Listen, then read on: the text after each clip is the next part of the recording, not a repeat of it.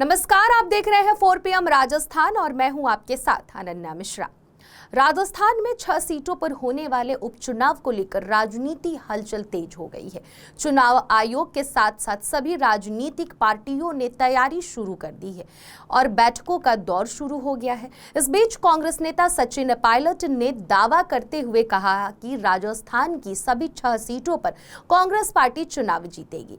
इसी को लेकर सियासत तेज हो गई है। आपको बता दें कि सचिन पायलट ने कहा कि लोकसभा चुनाव में मिला जनता का समर्थन यह साबित करता है कि उपचुनाव में भी जनता का कांग्रेस पार्टी को पूरा समर्थन मिलेगा, जिसके बाद बीजेपी खेमे में खलबली मची हुई है। आपको बता दें कि राजस्थान के उपचुनाव के रण की जिम्मेदारी सचिन पायलट के हाथों में है और वो उपचुनाव को लेकर पूरी तरह से अलर्ट हैं और जनता के बीच पहुंचकर उनकी समस्याओं को लेकर आवाज उठा रहे हैं।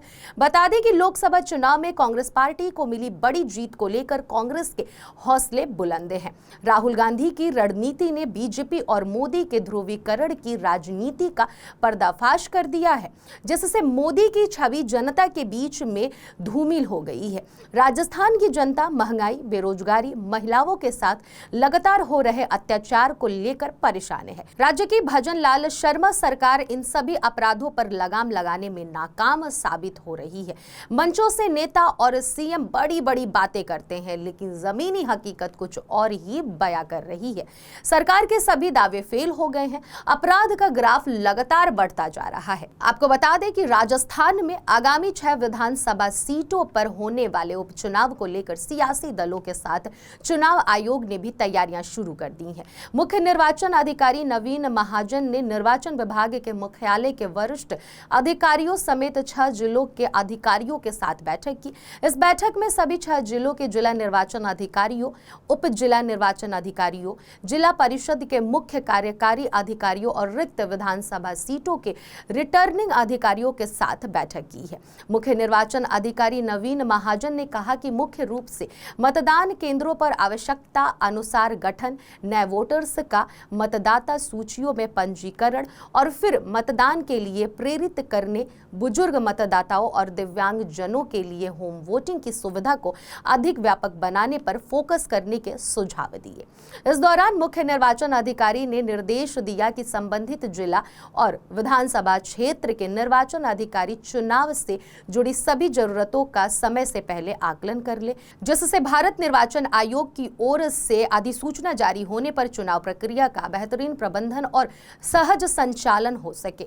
वहीं बुजुर्ग और दिव्यांग वोटर्स के लिए निर्वाचन आयोग के निर्देशानुसार उपलब्ध कराई जाने वाली होम वोटिंग की सुविधा को अधिक व्यापक और सुविधाजनक बनाने पर जोर मुख्य निर्वाचन अधिकारी ने दिया। नवीन महाजन ने कहा कि चुनाव के दौरान मतदान में सभी की भागीदारी बढ़ाने के क्रम में जरूरी है कि घर घर सर्वे के दौरान भी होम वोटिंग के बारे में प्रचार प्रसार किया जाए। बता दें कि महाजन ने कहा कि जिला और विधानसभा क्षेत्र के निर्वाचन अधिकारी इस तथ्य पर ध्यान दें कि ऐसे बुजुर्ग और दिव्यांग मतदाता हो सकते हैं जिन्होंने पिछले विधानसभा या लोकसभा चुनाव के दौरान होम वोटिंग के विकल्प को नहीं चुना हो, लेकिन इस बार वे इस सुविधा का उपयोग करना चाहें।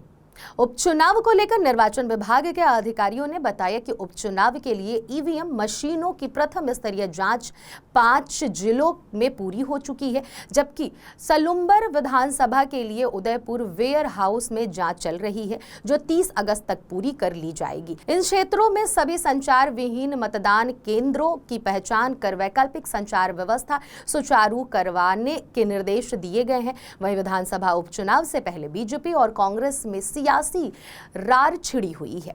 इसी बीच बीजेपी के नए प्रभारी राधा मोहन दास ने विधानसभा में सचिन पायलट पर तीखा हमला बोला है और उन्होंने कहा था कि सचिन पायलट का दौर खत्म हो चुका है और अब उनमें वो बात नहीं रह गई है।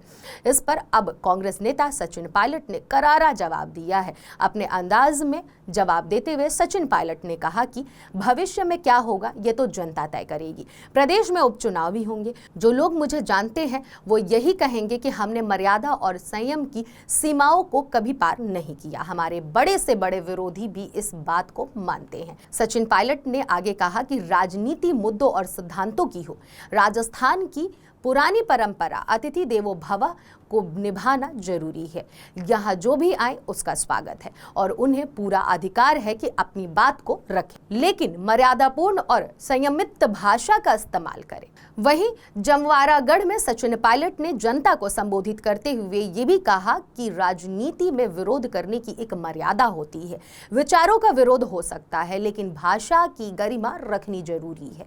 हम उस कांग्रेस से हैं जिसका 130 साल पुराना इतिहास है। हम उस सत्ता में पक्ष और विपक्ष सबको साथ लेकर चलते हैं। हमने भी बड़े नेताओं का वैचारिक तौर पर विरोध किया, लेकिन भाषा का स्तर कभी गिरने नहीं दिया।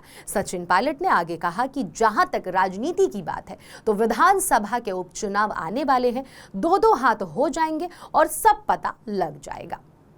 वहीं मीडिया से बात करते हुए सचिन पायलट ने कहा कि हमारे तमाम नेता जुटे हुए हैं। 2 दिन से लगातार मीटिंग हो रही है। लोकसभा चुनाव के परिणामों को देखकर लगता है कि कांग्रेस की हवा आने वाली है और बीजेपी का जाना तय है। सभी 6 सीटों पर कांग्रेस की जीत होगी।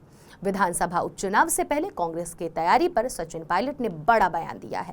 कांग्रेस नेता का दावा है कि इस बार उपचुनाव की सभी सीटें कांग्रेस के पास आएंगी। राजस्थान विधानसभा उपचुनाव पर सचिन पायलट ने कहा कि ऐसा लगता है कि कांग्रेस की हवा आने वाली है और बीजेपी का जाना तय है। 6 की 6 सीटों पर जीत कर आएंगे, ऐसा मुझे लगता है। वहीं लोकसभा चुनाव के परिणामों को देखते हुए सचिन पायलट ने ये दावा किया है और उन्होंने कहा कि विधानसभा चुनाव में जीत के बाद लोकसभा चुनाव के जो परिणाम आए उससे ऐसा लगता है कि कांग्रेस की हवा आने वाली है। वहीं सचिन पायलट ने कहा कि जम्मू कश्मीर में जो गठबंधन हुआ है वो वहां की भलाई के लिए हुआ है। जम्मू कश्मीर में लोगों के साथ अत्याचार हो रहे हैं, विकास में बाधा डाली जा रही है।